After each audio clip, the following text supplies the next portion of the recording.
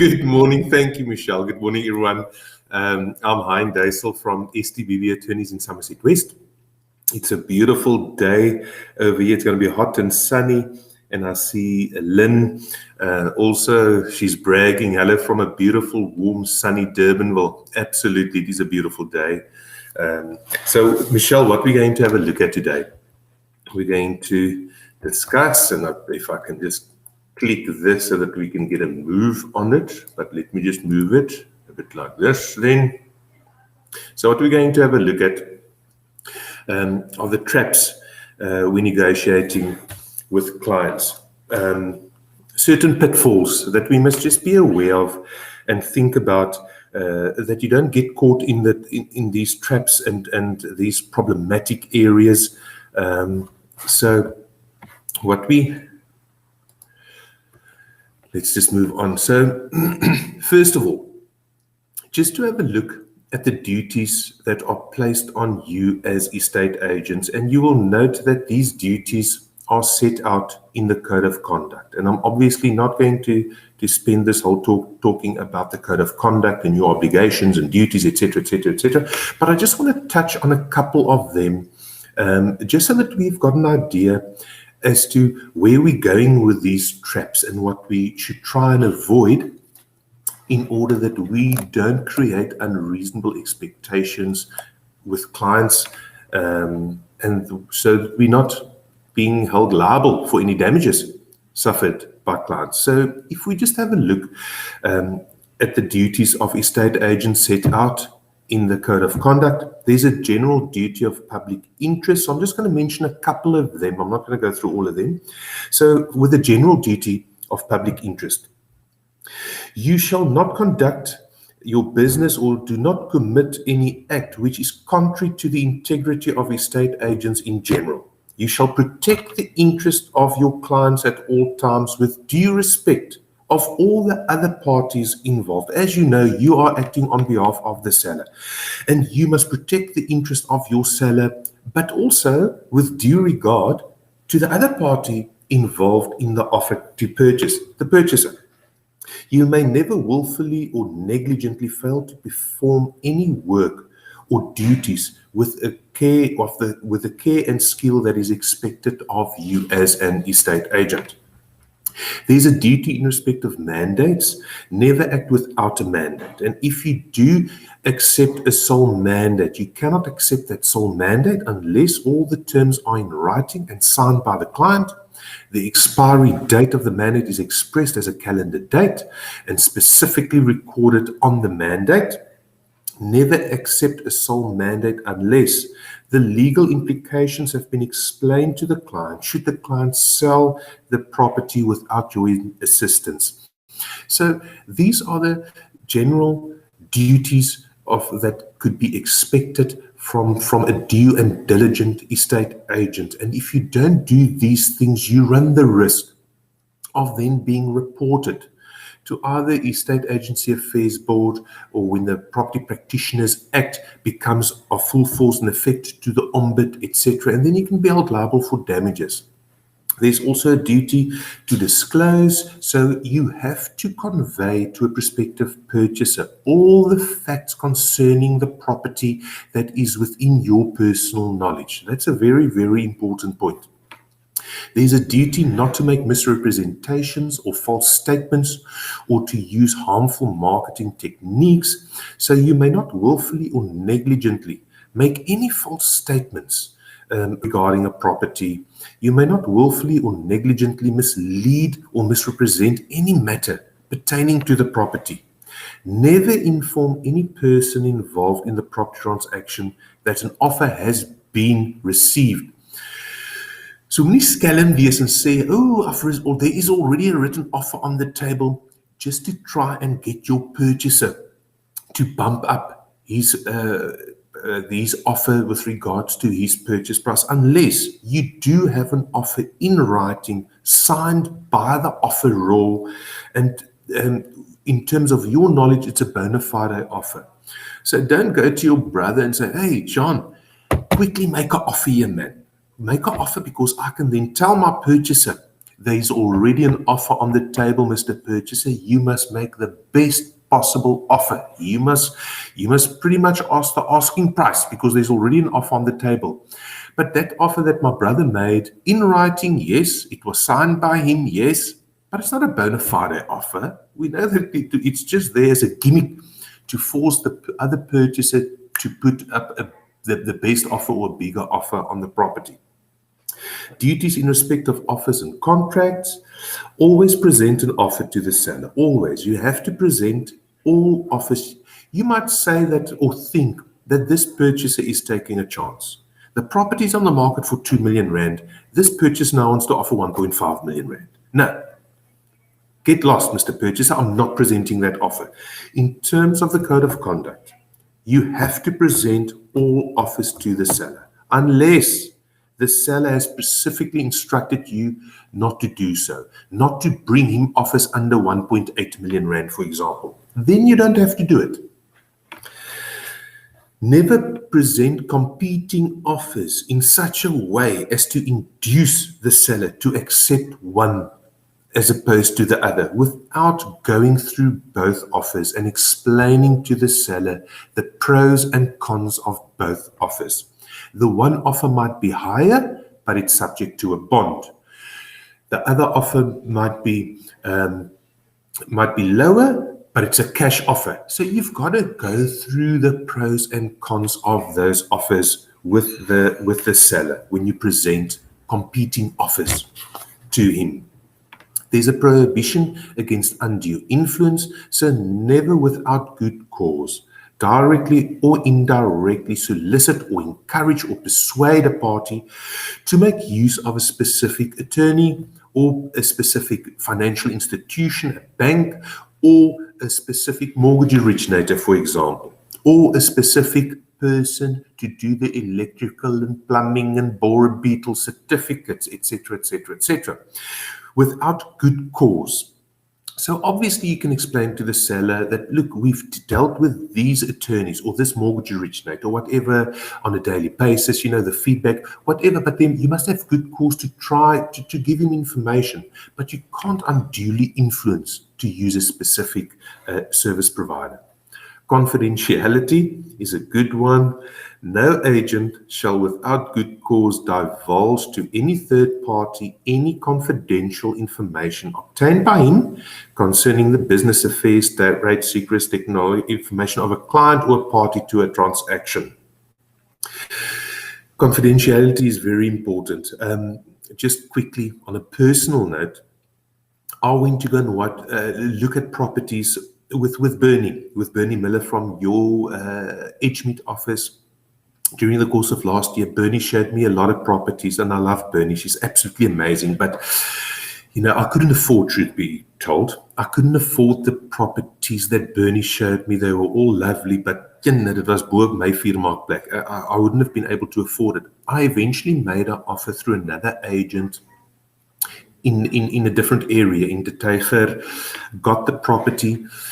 And this agent phoned another agent who's a friend of mine in the area of the Tiger and said, oh, listen here, your buddy Hein has bought a property through us. Hey, it seems as if you couldn't find him a property.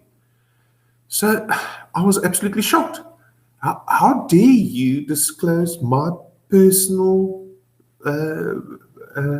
transactions and my personal detail and tell XYZ that I've made an offer? You're not allowed to do that. Obviously, I didn't go and report the matter because I want business from that agent as well. But I mean, it was absolutely shocking. I was so embarrassed when my friend agent phoned me to say, oh, I hear you bought a property. So yeah, confidentiality is very, very important.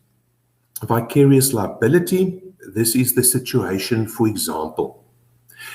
Through your actions as an estate agent, if you do something wrong, if you don't comply with the code of conduct, or if you get reported for breach of the Property Practitioners Act at the Ombud and there are damages to be suffered or whatever, your principal can be held liable for your actions as an estate agent. So it's very important to keep that in mind because you don't want, through your actions, to land your principal and his agency, obviously, in hot water.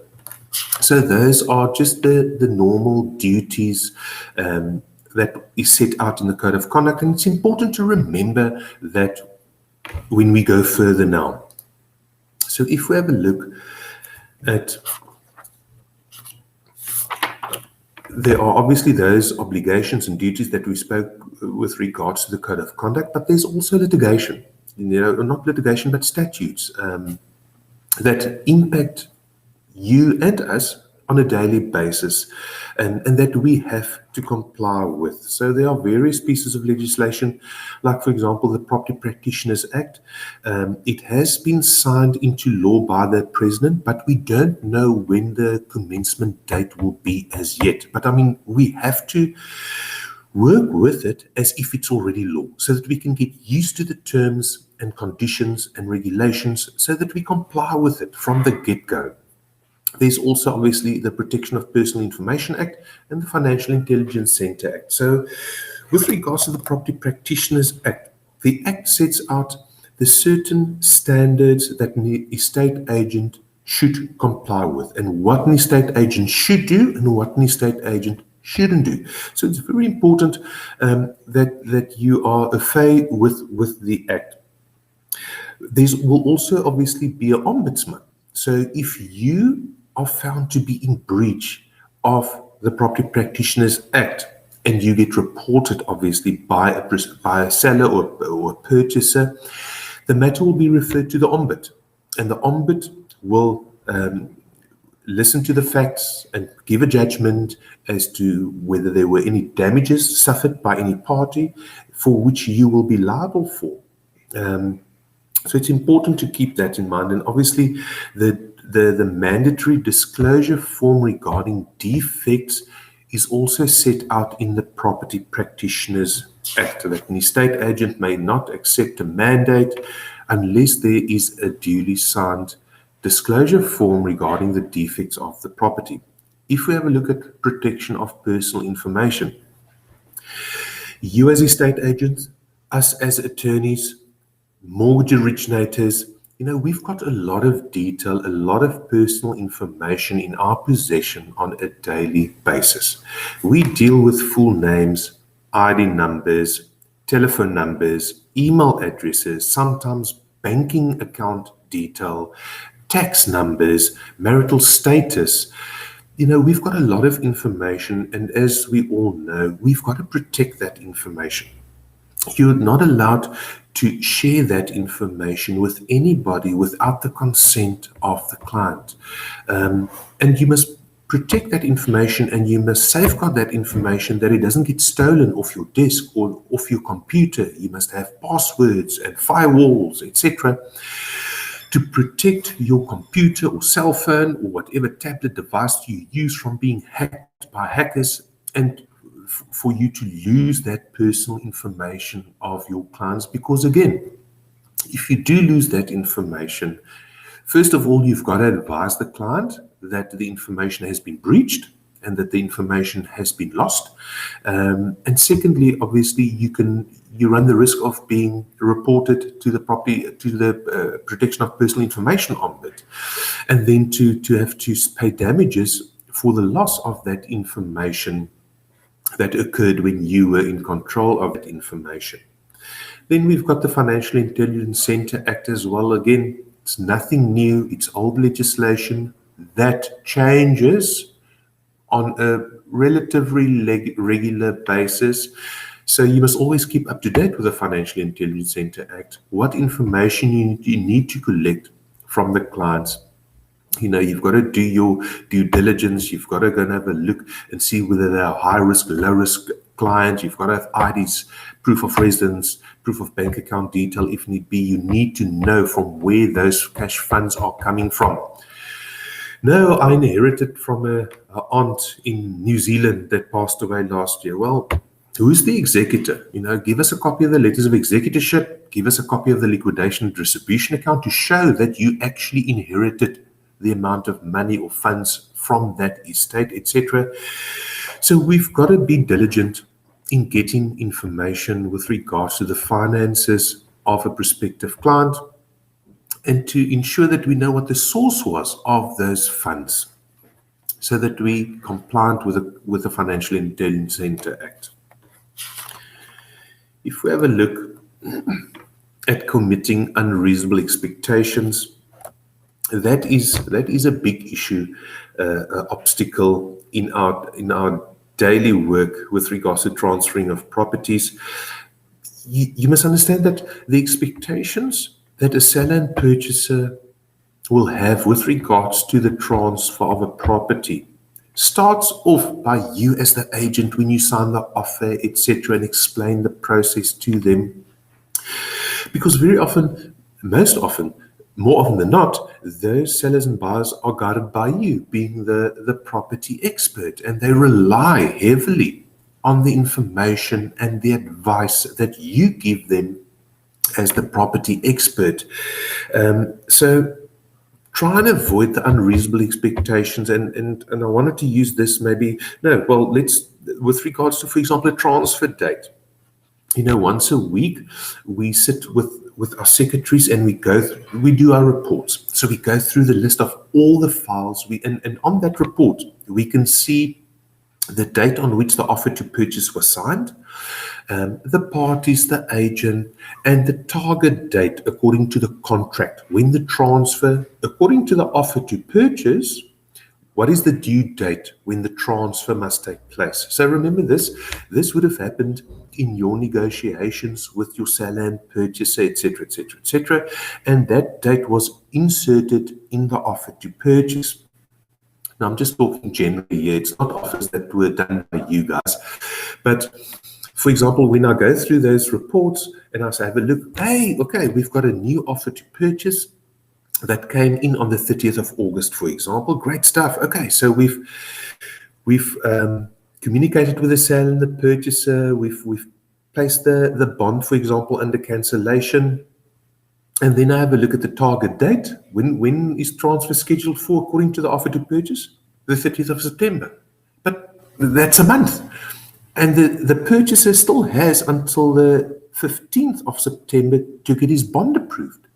So let's say the purchaser's bond is approved on the 15th of September. We're not going to make the end of September, because once the bond is approved, we then apply for the rates clearance certificates. We communicate with the bond attorneys, the fly sheet. The bond documents must still be drafted. The bond documents must still be signed. The bond documents must still be store docked or sent to the bank once it is signed, for the bank to scrutinize those documents. And so for that bond process, from the 15th of September till the end of September, the client probably wouldn't even have signed his bond documents by the end of September, despite the fact that the docs must still be stored up and the bond attorneys must still get their proceed to lodge, blah, blah, blah, blah, blah. So now from the get-go, right from the offset, the sellers and the purchaser will be highly disappointed that that target date of the end of September, despite the fact that the offer to purchase was only signed at the end of August, the purchaser still had until the 15th of September to get his bond approved. And then they're very disappointed about the transfer not being able to take place by the end of September. So these things are the unreasonable expectations that are created with sellers and purchasers that make them highly unhappy, obviously, if that target date is not achieved. So that's the whole point, the traps that we can step in or that we can get caught in, and more often than not, it's the expectation of the clients that we create in the eyes of the sellers and the purchasers. So just be mindful of that. And then also with regards to defects, buyers can very often have reasonable expectations as to what a seller should and shouldn't fix. And it's important to explain to purchasers the footstoots clause, what the seller would be liable for to fix and what he wouldn't be liable to fix. And very often, if you're dealing with a first-time home buyer, they've got far bigger expectations than a purchaser that has bought 20 properties in his life. First-time home buyers has got this expectation that they are getting a new property without any defects, it's important to explain to them that, look, Mr. Purchaser, just remember, you're buying a second-hand property here. There are obviously things that need to be fixed, etc., fair wear and tear, etc. Explain to them the footstool clause, latent and patent defects, what the difference is, and we will get to it as well. But, these are the unreasonable expectations that are created with sellers and buyers that we must just be mindful of when we deal with those clients.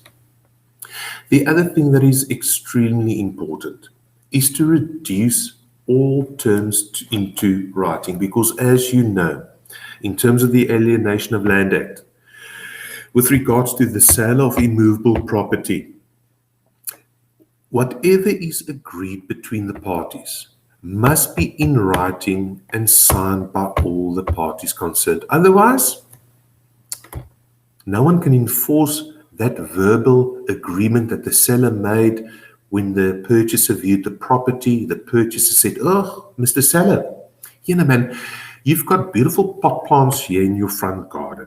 Will you be able to just leave those pot plants for us, man?" Yeah, no problem. I'll leave it here for you. You can have them. They're too heavy anyway. I promise you guys, come the date of transfer and the purchasers move in, daai potplante is long gone. And then the purchaser turns around and says, "But how? We were all here. He confirmed that he leave it. Yeah, he did. Mr. Agent, did you put it in writing? Did you put it in the contract that the pot plants in the front garden?" "Oh, no, but he said he leave it." Well, now, it's too late. It's too late. The pot plants are gone. It was never reduced to writing. So the purchaser cannot enforce that against the seller. He cannot now issue summons or whatever against the seller because it wasn't reduced into writing. So now the purchaser is going to turn around to you as the agent to say, "But Mr. Agent, we expect you to be the property professional here. We expect you to, act with due diligence and due care, with everyone's interest at heart, and whatever that we saw in the code of conduct and blah, blah, blah, blah, blah." So what now? So you as the agent, you must take your commission and buy me some pot plants. It's your fault that we now lost the pot plants because you never reduced it into writing. So it's important to whatever the parties agree to. Doesn't matter how friendly they are. When they sign the offer to purchase, they're the best, biggest mates ever, and you think, "Oh no, man, these guys, the seller will never take the pot plants, whatever." Put it in writing. Promise you, put it in writing and let everybody sign it. And for example, let's say occupational rental, prime example again. The seller might say, "You know what? I'm not going to charge the purchaser any occupational rental. He wants to move in a week early. You know what? A week before the transfer, whenever transfer is going to take place, I agree that the purchaser can move in a week before the time. No occupational rent, because he wants to paint whatever he wants to do. I don't mind, but I'm not going to charge him occupational rent." And then you leave the occupational rent blank. So there's no agreement with regards to occupational rent blank. If it's blank, rather put in 0, null. The seller will charge the purchaser null occupational rental if he moves in a week early, etc., etc. Because if it's blank, there is no agreement. Then the seller can turn around and say, "No, we never agreed to it. I never agreed to null. We just never agreed to it. So I now want 20,000 rand a month." So whatever they agree, put it in writing. Put it as null for whatever you need to do, just to record what they've agreed to between them. Also, if there are stuff that needs to be fixed and the seller agrees to fixing it, also be a little bit more creative with regards to the clause to say that, look, the seller agreed to fix the leak in the braai room, and the seller will utilize a proper contractor or a duly registered contractor or a roofing expert to attend thereto, and the seller will provide the purchaser with a warranty of the work that was done there. Rather put it in like that, because I promise you, come transfer, the purchaser moves in, the roof is leaking, and all we said in the offer to purchase that the seller will fix the leaking roof. Then we found out that the seller's brother went up there to fix the leaking roof with a couple of waterproofing sheets and whatever, but the thing isn't fixed properly. There's no warranty. And then obviously the purchaser is going to be upset. Just, no, man, but this thing wasn't fixed properly. So rather set out in your clause with regards to how it will be fixed. There will be a warranty, for example, just to protect your purchaser as well. But reduce everything into writing that the parties agree between themselves, because I promise you that is one of the major comebacks that we have to deal with on a daily basis, is that something wasn't reduced into writing. If we have a look at defects and not disclosing defects, as you can remember in the code of conduct, any defect that is within your personal knowledge, you obviously have to disclose and tell the prospective purchaser about it. But as a property practitioner, you are liable to complete the mandatory disclosure or defect list form as stipulated in terms of the Property Practitioners Act. So you are not, in terms of the Act, you're not allowed to accept a mandate for the sale of a property or to let out a property unless you, as the property practitioner, has obtained duly completed mandatory disclosure form regarding the defects in the property that was signed by the seller or by the landlord, and which defect list has been disclosed and signed off by the purchaser as well, so that everyone knows exactly what defects there are in the property. So there's an obligation on you to do that, to get that defect disclosure form that you've got, that form part of your offer to purchase. And it's important to explain to a purchaser as well and to the seller that, defects that are not visible, those are latent defects. But if you've got knowledge, if you know, Mr. Seller, that your pool is cracked, if you know that you don't have approved building plans for the braai room or for the garage, you've got to disclose that. Those are latent defects that the purchaser will not be able to know of by walking through the property. You have to disclose those latent defects. Like, for example, a leaking geyser. If you know that there are cracked pipes in the wall, you've got to disclose that. If you know that there are roof leaks or non-visible damp that you cannot see with the eye, you've got to disclose that to us, Mr. Seller. You've got to put it on the form. Visible defects, obviously those are patent defects that you can see directly when the purchaser walks through the property. Like, for example, there's a cracked window, or there are screws and nails in the wall, where there are damp or leaking marks in the ceiling or along the walls. There you can see the damp. Those are visible patent defects. And these defects, in terms of the common law, we all know the footstoots clause. The footstoots clause, or the footstoots rule, comes from common law. So the common law says that, look, footstoots, like the kick of the foot. I'm selling this item to you, be it a house, met 'n skop van die voet, footstoots, as is. You take over the property with all latent and patent defects. Obviously, patent defects are fine because the purchaser should be able to see those defects when he inspects the property diligently. The latent defects are defects that he will not be able to see. He will not know that there are pipes cracked in the walls. He will not know that the swimming pool has got a crack. He will not know that the roof is leaking unless the seller tells him about that. So that has to be disclosed to the purchaser, so the seller will not be liable to repair any latent or patent defects whatsoever unless you can show, with regards to the latent defect, that the seller had knowledge of those defects and he didn't disclose it to the purchaser. in order to entice the purchaser to purchase his property. So, and very often, we do get situations where the purchaser buys the property, walk goes in, there's a roof leaking.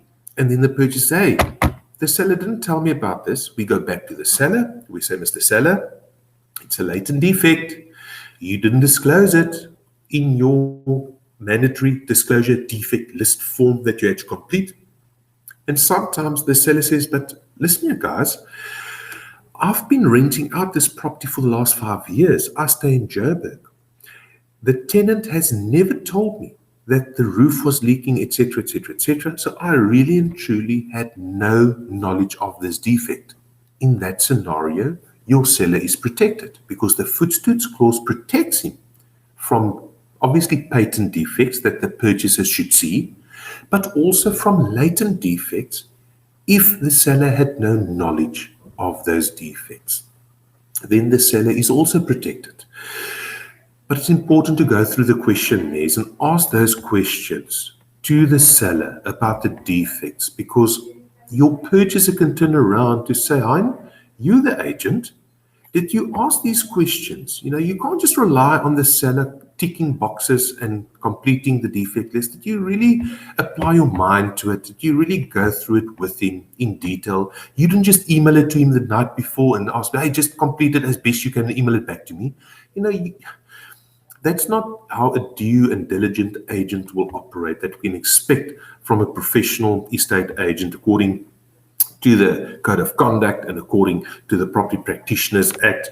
So it's important to complete those forms and to engage with your seller with regards to those forms, because obviously in terms of the Property Practitioners Act, as I said, you are not allowed to accept a mandate unless that form is completed, signed off by the seller, signed by the prospective purchaser or the purchaser that he has full knowledge of the defects in the property.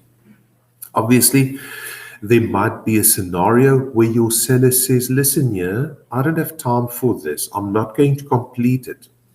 In that scenario, the Act says that it will then be accepted that there are no defects in the property. If the purchaser didn't complete it, dan is daar geen fout nie. Then there are no defects in the property. But you as the property practitioner must explain it then to your seller. To say, Mr. Seller, that's fine. Okay? Jy is nou moeg vir my. You don't want to complete the form. You're too busy. You're in Joburg. But I need to put it in writing to you.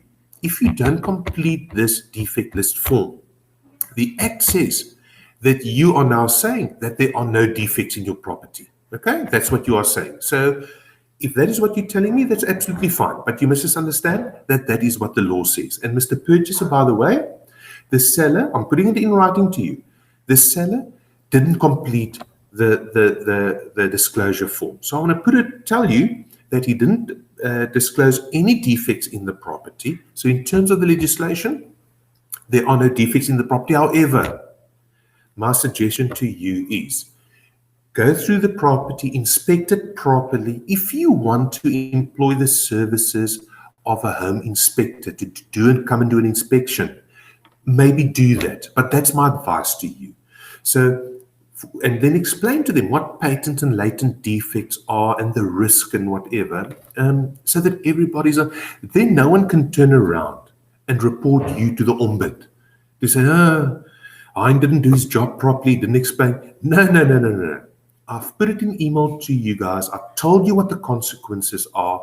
Mr. Purchaser, I warned you, there are no defects. So mentioned by the seller. So in terms of the legislation, it's as if there are no defects. But how are you now going to go and sue the seller after transfer if there's a major defect in the property?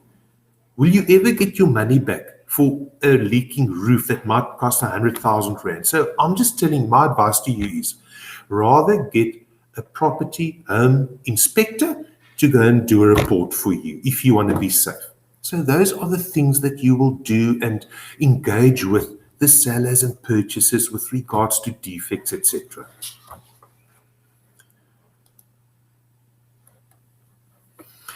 Not being clear about the costs involved. Very often a seller has a specific mindset. He comes to you and says, listen, Johan, you know what, you're the agent. I want to sell my property for 2 million rand. Okay, so there's 100,000 rand commission that you will get. Okay, so that leaves me with 1.9. Fantastic. I still owe 900,000 rand on my bond, so I will get 1 million rand out. Yep. Happy days. That's exactly what I need, and off we go.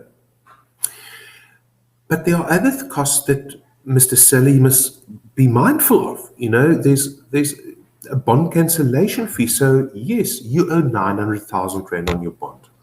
But your bond, whether it's Absa Bank or Standard Bank, your bank will send that bond to their bond cancellation attorney that must go and cancel that bond at the deeds office. So just remember, there's a bond cancellation fee of the attorney of the bond cancellation bank, which is 5,000 rand. So just remember that will also be deducted from your money. Just remember, Mr. Seller, there might be bond cancellation penalties. So in terms of your mortgage loan agreement that you signed originally when you registered your bond, you signed an agreement that says if you cancel your bond before the last installment is due in 20 years' time, the bank can charge you 90-day penalty interest unless you give them notice. So did you give them notice? Because if you didn't give them notice, just remember, there's a penalty amount that you will also be liable for. So just think about this, Mr. Seller. Then capital gains tax. Mr. Seller, you know, you are residing in New Zealand. So have you considered capital gains tax? You're not going to get 1 million rand out if you must still pay capital gains tax if this isn't your primary residence that you are selling. So think about that, Mr. Seller. And withholding tax. So if you are non-resident, if you do reside outside of South Africa and you sell your property for 2 million rand or more, Mr. Seller, just remember that SARS requires the purchaser, but it gets thrown onto the transferring attorney, and rightly so. We need to be in control of the funds. You know, Mr. Seller, that if the property is registered in your personal name, and you are non-res, you stay outside of South Africa, and the property is sold for more than 2 million rand, the conveyancing attorneys must keep 7.5% of the selling price. Keep it back. Or 10% if it's a company, or 15% if it's a trust. Unless you go and do your tax return, go and do a tax directive. But if you don't do it, those are the percentages that the transferring attorney must retain. So you're not going to get 1 million rand, Mr. Seller. There's no way in hell, because you need to keep in mind all these deductions that might take place. With regards to VAT, so if, again, you know, I've explained it so many times, but the easy way for me to explain it is that very often the question comes about as to, because there's obviously always transfer duty or VAT payable to SARS, never both. So how do we know which one is applicable? Is it transfer duty or is it VAT that must be paid? The simple, quick answer is that determine what your seller is. If your seller is VAT registered, then, and it forms part of his VATable enterprise, then VAT will be applicable to the transaction. But those are the discussions that you as the agent would have to have with the seller. You know, are you VAT registered? Does it form part of your VATable enterprise? Because if it does, then we must calculate VAT on the selling price, and the purchaser must then pay VAT on the selling price, including VAT, etc. But those are the finances that your sellers and purchasers expect you as the due and diligent agent to discuss with them and to give them advice about. If we have a look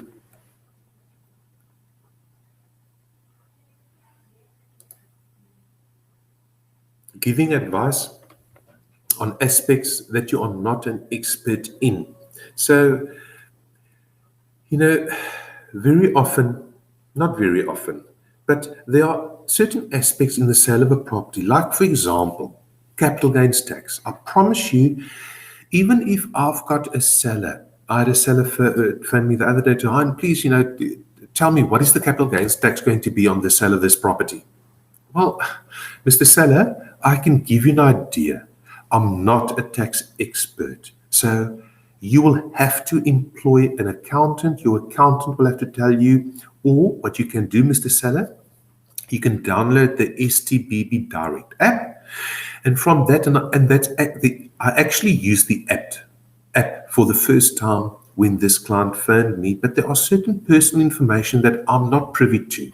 For example, the app wanted to know what was his annual income during the last year of assessment.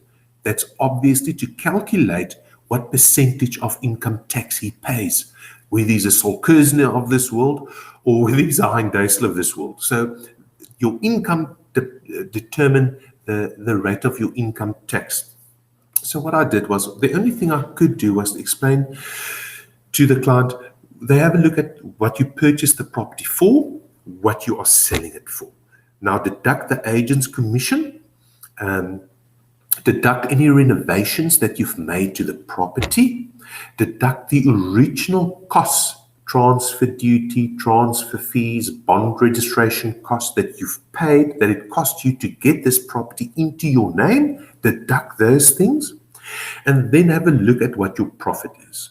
And then what SARS will do is, if it's a private individual, which it was, they'll take 40% of your profits and they'll put it into your as an income tax. So whatever rate of income tax you pay, Mr. Seller, whatever your rate is, 30% or 20% or 5%, whatever your rate of, you will then get charged 15 or 20 or 30% of that 40% of profits that you've made.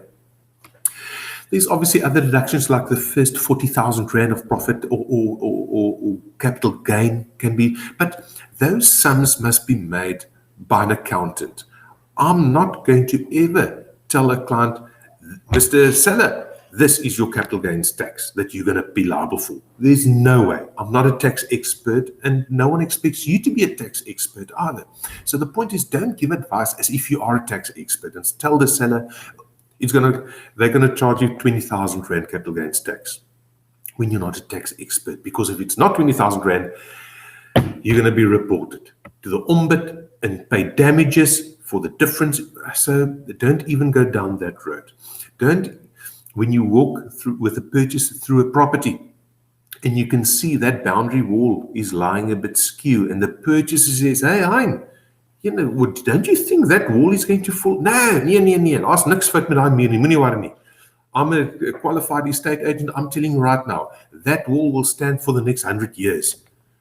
And when transfer comes and the person stays in the property for 2 months and the wall comes falling down, they're going to turn around to you and say, well, why did you give me advice about a wall? Why didn't you tell me, listen here, Mr. Purchaser, if you are concerned about the wall, rather get a builder, employ a builder to come and inspect the wall and to give you a report as to what he thinks before you make an offer. So I'm not an expert. I'm not going to tell you as an agent that the wall will never fall down. Get somebody to come in and inspect it and to give you a report. So don't give advice on things that you're not an expert of just to make the sale, because if something goes wrong, it's going to bite you in the bum, I promise you. As well as with regards to financial positions and dispositions, and with regards to complex bond agreement where the purchaser wants to bond more than one property in order to pay for the purchase price. It gets quite complex with regards to the finances, etc. So rather steer clear of those things and rather steer clear of giving advice regarding a building or builder or engineer's expert when you are not. The sellers and purchasers rely on your advice that you give them as the property expert, but don't fall into the trap of just trying to keep them happy and give them advice. Nee man, moenie worry nie. Everything is going to be all right. You don't have anything to stress about when you actually don't have the expertise to make a statement like that. And I mean, we as well. I mean, us as transferring attorneys, we often tell the clients, listen, I'm not an expert in tax. I'm not an expert with taking on, for example, the NHBRC. You've got to go and see an expert for that.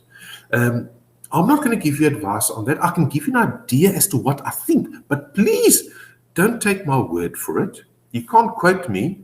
And I think that is it.